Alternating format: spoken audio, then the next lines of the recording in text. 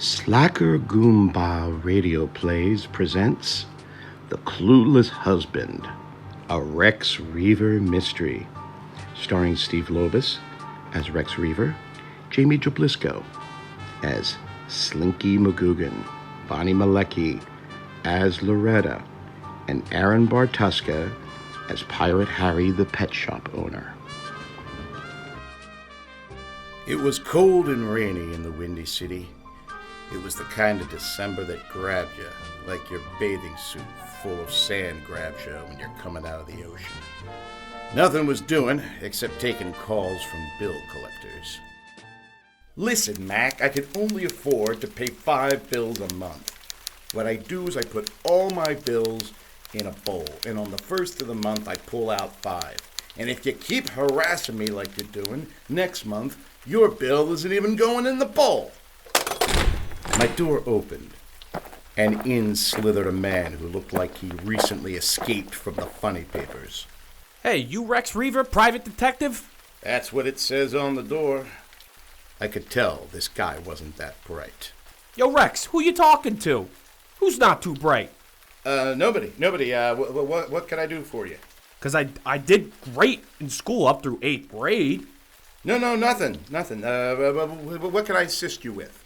The name's Slinky McGugan, and I want you to follow my wife. I think she's up to no good. From the looks of this loser, I could tell that his wife had some sense to her. Loser? Who you calling a loser? Nobody. I'm not talking about you. So, you think she's unfaithful? Maybe, but she's up to something shady, and I don't like it. He didn't like shady business. For this reject from the circus, that's like the rat not liking the sewer. What are you saying? Now I'm a rat? What are you doing with this talking stuff? Listen, punk. I worked my way up through the streets. I didn't go to no fancy-wancy college. The hard rain and looking down the barrel of a .45 was my only teacher. And I don't need cretins like you telling me where to get off. Sure. I was just fooling. No problem. So can you follow my wife? Yeah. I get $50 a week plus expenses.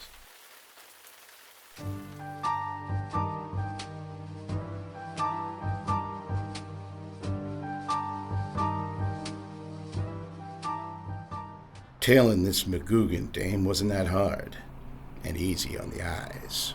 Evening paper! Get your evening paper! She turned back only once, and I pretended to be buying a newspaper. She was a real tomato. She said a lot by not saying much. Plain but elegant dress underneath a coat that barely protected her from the Chicago cold.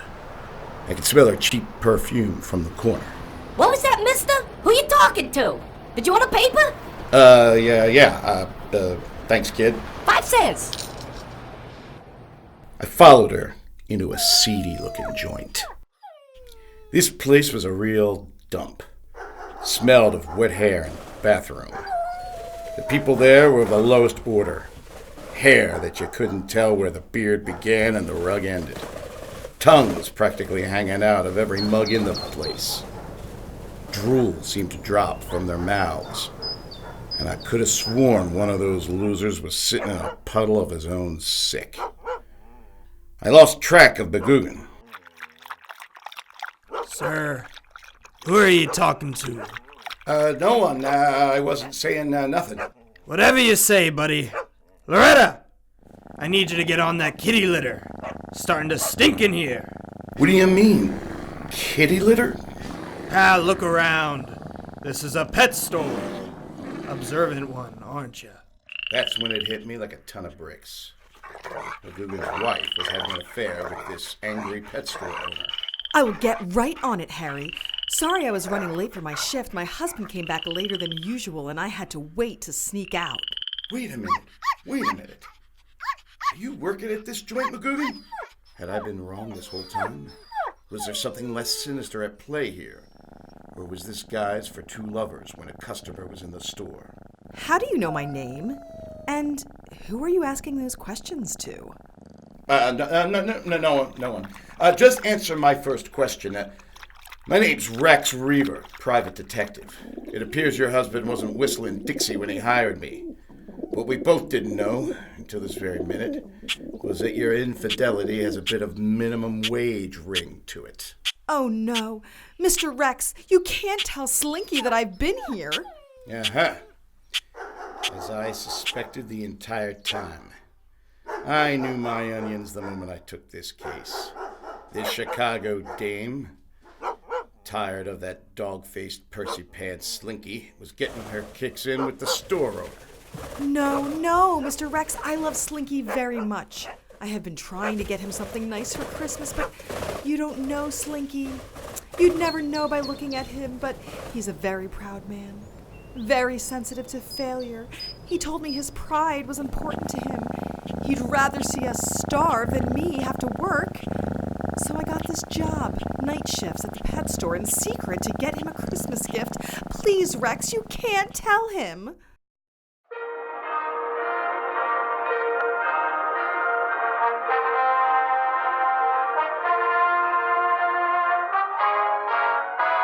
Just looking at them two together made no sense to me.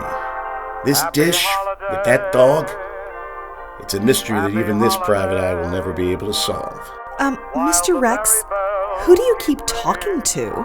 No, it doesn't. It doesn't matter. Detective Reaver, we just wanted to say thank you for making us realize that we need to respect each other more, and you're the one that helped us realize it. We got you this gift, and we really hope you have a Merry Christmas. Merry Christmas, huh? You think a man like me coming from nothing feels all warm and fuzzy because someday marked red on my calendar? Yesterday is what was, and tomorrow is what no one will ever be. When you've seen what I've seen, there's no such thing as good days. Just stale coffee, cheap whiskey, phone calls, and bills. You got issues, Reaver.